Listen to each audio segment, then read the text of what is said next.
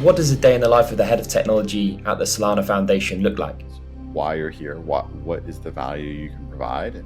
Is there a piece of advice that you wish you would have been told earlier in your career? Probably one of the noisiest industries I've ever been a part of. Well, hello and welcome to the Behind the Blockchain podcast. Today I'm joined by Matt Sorg, head of technology at the Solana Foundation. Matt, welcome to the first episode of Behind the Blockchain. Thanks very much for joining me Hello. today. How are you?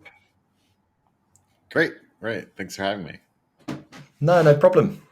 So for people who don't know who you are, could you introduce yourself, please? Yeah, I have a long career, mostly actually games. So I started off with a small gaming studio, and then moved on to Riot Games that makes League of Legends, pretty notable international hit. Have two startups under my belt. One is a blockchain games, so I moved on from Riot and then basically tried to compete with Steam, which is exciting. um, this is before blockchains had really reached the scale to do a consumer app. So we fast failed that company. But my second company is doing quite well. It's a direct-to-consumer hearing aid company called Contra Labs.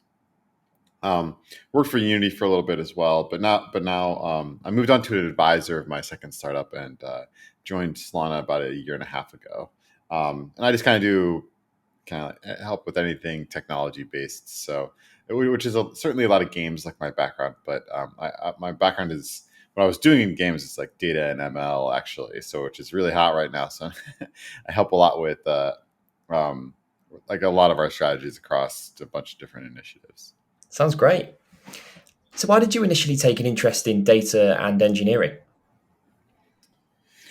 So, gosh, I have a kind of a weird career path. I actually wasn't in. I don't have formal education in computer science. I was doing math and economics, but then I got more and more into the scripting. So I started in theory, just like very very raw math. Then I did more and more applied stuff because I wanted to have some real world impact. I really like shipping stuff that would actually, um, move the needle for somebody, and that's basically it. I just saw that that's where the cool things were happening that I thought could really change the world was in data and AI, and I, I don't know. It's like one of those decisions in your careers that you think is kind of small, just like, oh, this is fun, but then it really kind of becomes the revolution of your lifetime of like a career path and um, being able to do really things which we're obviously seeing right now. It's really it's doing some awesome things. For sure. Especially in the AI space, it's a pretty hot topic at the Yep. moment. Yep. So could you talk us through the skills you've learned along the way which have helped you reach your current position? Yeah, I think to be in these kinds of roles, it's just always about learning. Like, what's the next skill? I mean, it can be daunting. I've had to learn a new language or some new skill basically every year of my career. Uh, either new language.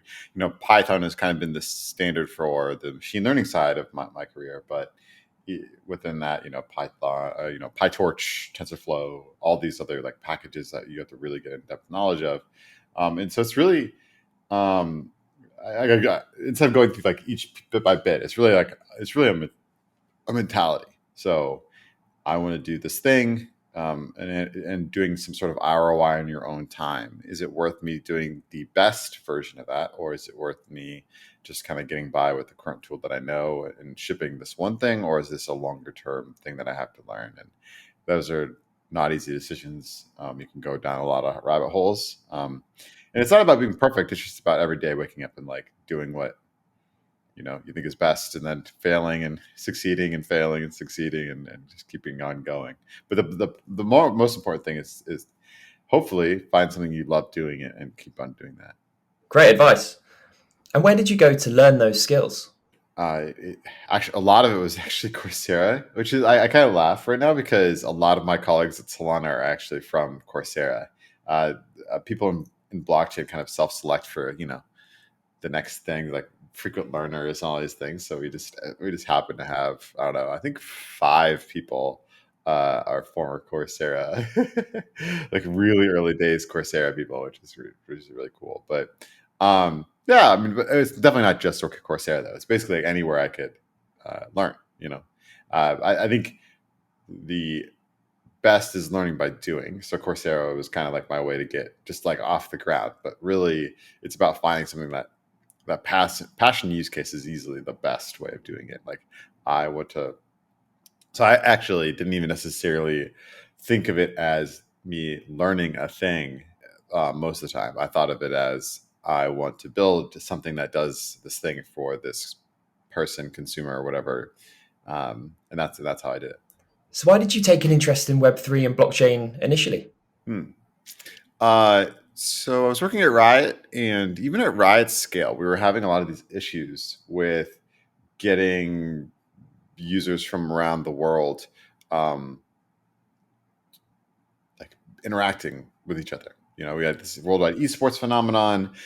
We had but the servers on each region were incredibly fragmented, and we were charging some fee to transfer to them, and everybody's like, "Ah, it's just a database." I'm like, "Well, yeah, but it's actually kind of these fragmented databases. We don't have a really good way to do it, and we have to have somebody manually do it. It actually costs us money." And so I was just looking at this. I'm like, "Oh," and I'm basically blockchain just started fixing a lot of the problems that we're running into. A lot of these things across, like cross platform plays. We had creators that were making great content on YouTube and Twitch and Twitter and Instagram and all these like great platforms. And so I just thought, well, if each of those platforms just did an integration with the blockchain, and then I don't know, basically just going down that rabbit hole, it's like, yeah, blockchain seems to be a really good technology for a lot of this stuff, and it makes sense for just the general people operating the blockchain to own it, as opposed to just Google or Facebook or whatever big company here. Um, yeah, so I mean, it was really just that kind of thing. It wasn't really an ethos thing of decentralization or whatever. It's more just like what could be connected to multiple things, and um, having yeah, it was really just that simple. So it was more a case of finding the best technology for the job rather than trying to Yeah, change the world using blockchain.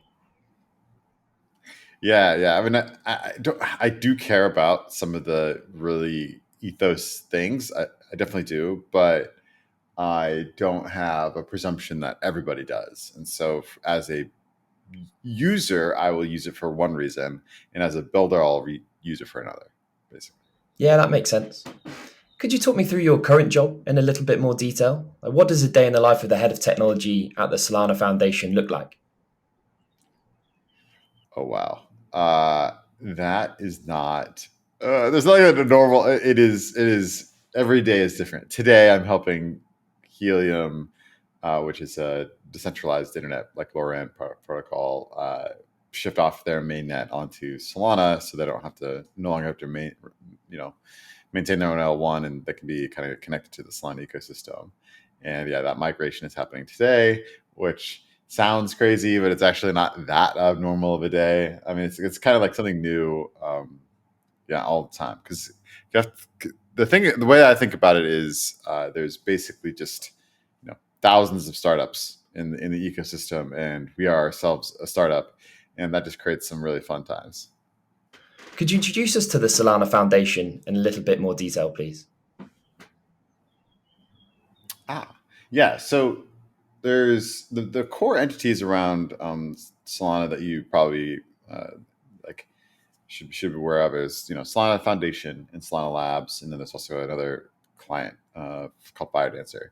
So basically, FireDancer and Solana Labs both produce what you think of as the client, the protocol that you use every day.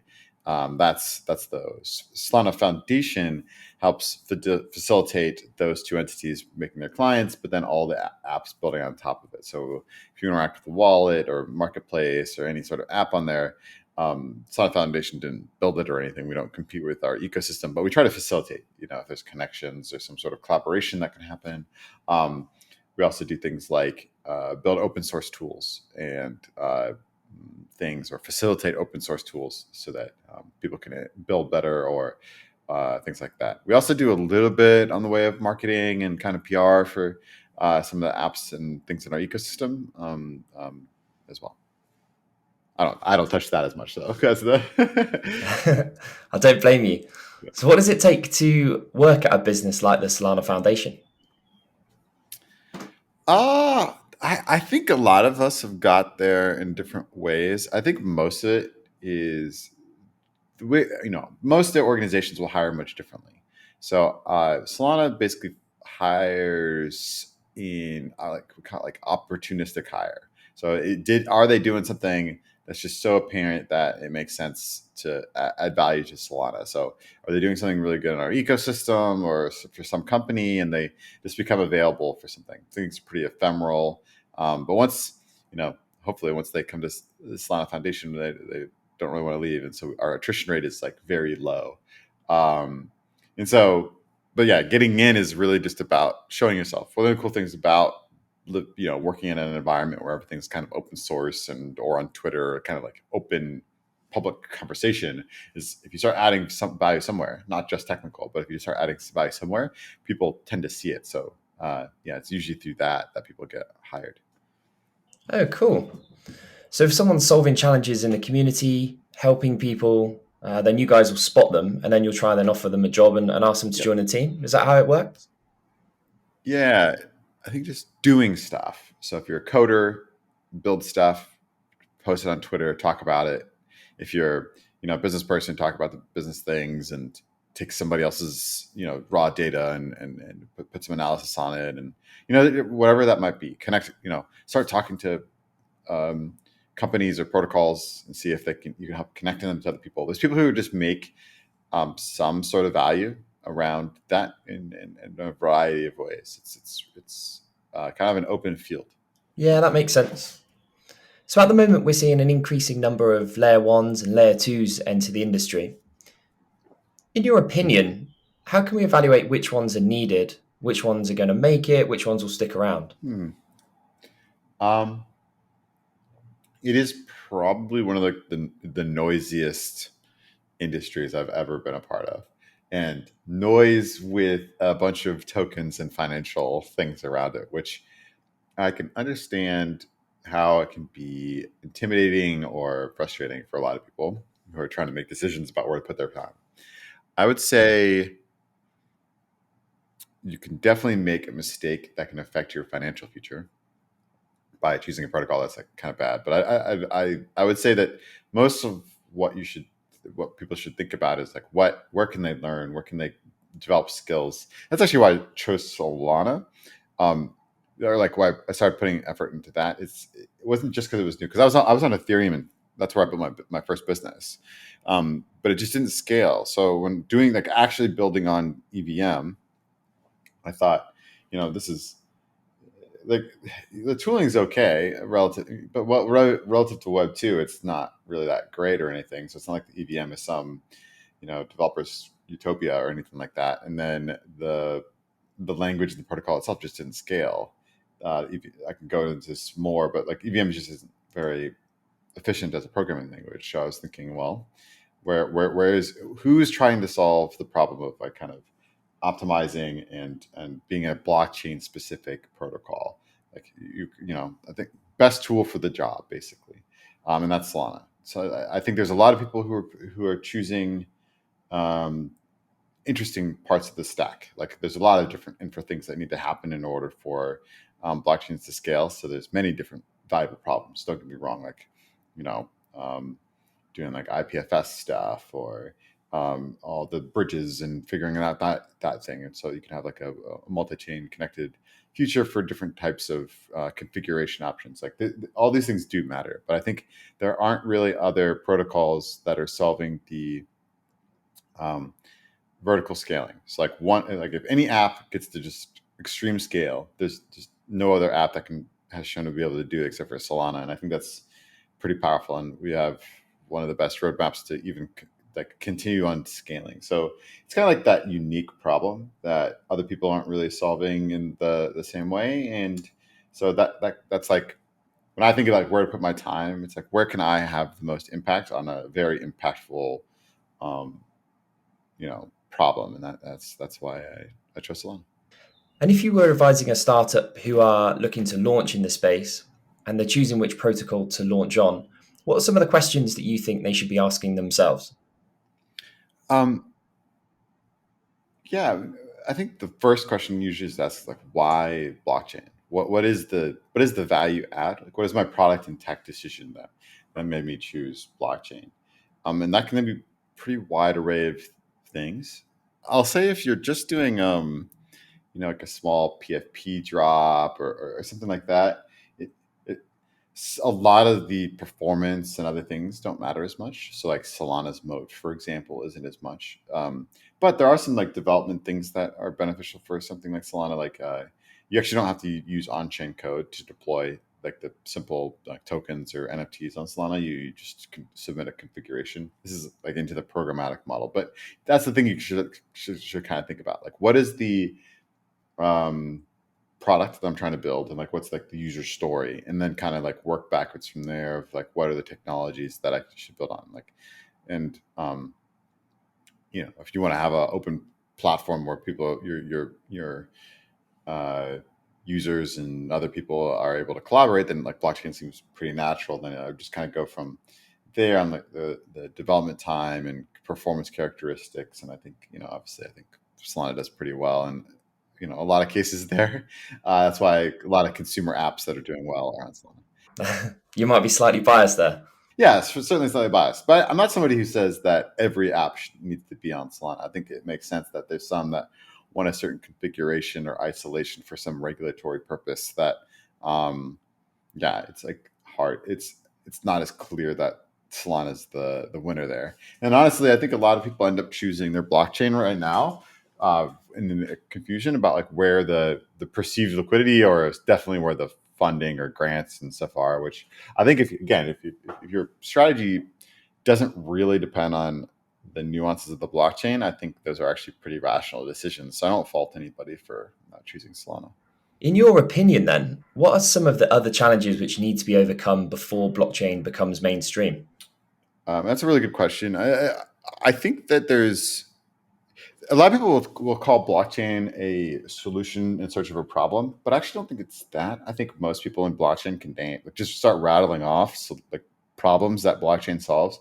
I think it's a little bit more nuanced than that. I think it's more like there are tons of like awesome things that blockchain does. The issue is packaging that up into a product that because blockchain also creates a lot of frictions. There's consumer protection, some very acute issues with that.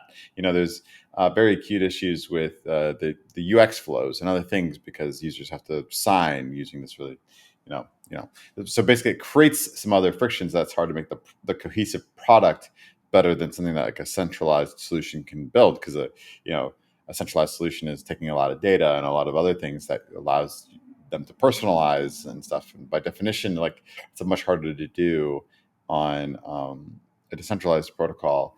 But I think over time, a lot of those things that kind of like rising waters will lift all boats. It's basically the bit of like a competition between that Google Maps PM who has all of the Google Maps data of the world and nobody else can use that. Can that PM produce a better thing? Certainly today, because they have just so many more resources and data and stuff. But 10 years from now, if you start having 1,000 people operating on whatever decentralized data that is competitive with that, I would just say 5 to 10 of them are going to come up with a better product than that one Google PM, and that just takes time. And so I think that's actually the bigger barrier than any one thing. And the part of the barriers with those 10 people finding a better product than Google Maps is other people finding the UX and other people finding the wallet that's easier, the RPC that's easier, the what other interfaces down the stack. But the nice thing about blockchain is once that interface finds that product market fit that you can utilize, you don't have to build it yourself. That's much harder for the Google Maps person to do that, because they kind of have to have somebody get the whole stack for them, or at least the larger number of the stack. So I think that's where the value of blockchain, like almost by definition, takes a little longer. And I also think that's why you see so many scams now, is because one of the benefits of blockchain is this like less friction thing, and the things that don't take as long are the scams. So we're kind of in this really nasty point in the development of blockchain where the really, really, really valuable things takes a lot of time, but people can see them, so they're excited. And then people in the meantime are taking advantage of that with the easy to build stuff. Yeah. Anyway, that's a little bit aside. Yeah. Yeah, you're completely right. And we're still fairly early days with the actual adoption of the technology. So I have a question which might be quite a difficult one to answer. if you were given an unlimited pot of money, unlimited resources, unlimited time, is there a challenge which you'd really love to have a go at solving? Oh wow. Well, I think there's a lot. Wow, that is an intense problem because I mean, I think the biggest problems are things around equity. Like if somebody gets enters in the world, I would really like for them to have the same opportunities roughly as anybody else in the world. Not necessarily equality or whatever. Like I think that's kind of hard to shove on society, but just resources, food, shelter, kind of like Maslow's hierarchy of needs, making sure everybody kind of like has that while still having some incentive to work and like not as you know iron is hot, like have to like fight for your survival type work, but just something that help enablement for them to create for this world. So I think that something that gets me excited is that kind of incentivization of creation. And so I'd be working in some sort of like gig, um, like just like lowering the frictions for people to produce and then lowering the frictions for people to consume. And I know that's really general, and I have some protocols in mind that that are helping out. But just think of like I don't know if you're familiar with Mechanical Turk, where a bunch of people can kind of annotate, or just think of like a gig economy. There's a bunch of ideas I have around, yeah, basically helping individuals produce things that other people can consume, and then it's transparent how the business relationship works there. And I think I would double down on a lot of those types of ideas. And is there anything you would like to change about the Web3 space? So this is hard. Yeah, it's really tricky. I mean, let's be clear. I think the biggest problem with Web3 right now is how financial it is, but it's also one of the biggest benefits because it incentivizes a lot of smart people from doing stuff. The problem is it also incentivizes a lot of bad actors from doing stuff, which is a trade-off. But it also, I mean, it still is the biggest problem. I think you have a bunch of people who are just doing really shady stuff, and it's unfortunate for the space because a lot of people get scammed or whatever it might be, or even like less nefarious things where a lot of people, what people see is a bunch of people just shelling random stuff and there's just so much noise. I mean, even in that case, it's like not good.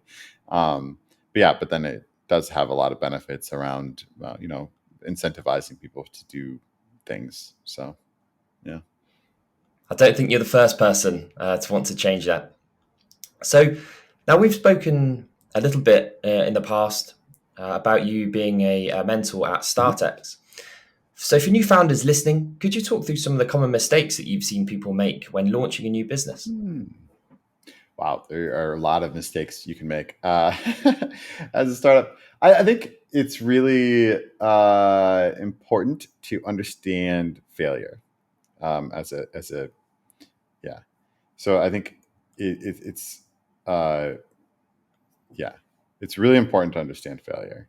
I think being able to get up from that and continue on, I think is and face failure as early as possible, or face risks, I think is probably the better way of saying it. So de-risking things, and that can be very uncomfortable because you can have this idea that you love and is amazing, but it's really about solving that and de-risk and like you could and being willing to like fast fail or pivot your this idea that you love into something that will actually work. So anyway you can figure that out, and yeah, as early as possible, so I think is really important. Yeah, that's great advice. And I think something which would be really useful to understand is how do you ensure that your team can build as best as possible in a bear market? And what does that actually feel like compared to building in a bull market? There's a lot less noise in a bear. So I guess the trade-offs are in a bowl, you have all this opportunity. Everybody's kind of clamoring to help or be involved or whatever. But it creates a lot of noise because, again, especially kind of like related to what I talked about earlier, not all those people are productive. They're trying to just extract. There's less extractors in a bear because there's not less money to like just kind of like readily available. People will have a little bit more scrutiny on those things. So um, that's why people tend, and there's like memes about bears are for building and things like that. So But I generally think that's true. I think it's really a good time to understand the base principles of why you're here, what is the value you can provide, and just kind of doubling down on those things. So yeah, just kind of like when you go into an office on a day that most people are out for whatever reason, there's some conference going on or whatever, and you kind of like are able to like really heads down build. That's kind of like the industry version of a bear market. Don't get me wrong, there's still thousands of projects within blockchain and on Solana and stuff, but I think collectively you kind of are everybody's dealing with less external craziness. So really concentrating on your product and what's going to be the thing that allows you and the projects you're collaborating with to get product market fit. That's just laser focus. Great insight. Thanks, Matt. So, as a leader in Web3, what advice would you give to someone looking to follow in your footsteps? Everybody's path is going to be so much different. So I think it's really understanding yourself, like what you want, what your desires for your career are, and you don't necessarily know how to get there, but what is the things that you can do to get when you get up every day and to that like lights you up and directionally puts you roughly on the path to doing things that you enjoy doing that people will pay you for. And you don't necessarily have to have complete clarity on a lot of those things but as long as you're gaining skills and adding value and stuff, I think most things will kind of shake out from there. Yeah. Is there a piece of advice that you wish you would have been told earlier in your career? A lot of it is just about probably a lot of people say this, but just not being as afraid of failure or success. Like understanding that I will get up every day, I will analyze the situation I'm in, and then just do what I can. And I will make mistakes and I will make successes, and that's just kind of the way that life and business and other things work. And yeah, so just keep on doing that, and things will, at least you'll enjoy yourself. So. Brilliant advice. Well, Matt, it's been great to talk to you. Thank you very much for joining me and sharing your career journey and your advice. If someone's listening and they're curious about something you've said, are they able to reach out to you on LinkedIn, or is there a better place to get in touch? Yeah, LinkedIn's really good. I'm one of the unique people in Web3 that I'm actually on LinkedIn pretty consistently. uh, yeah, Okay, great. Well, thanks again, Matt. Take care. yeah, thank you.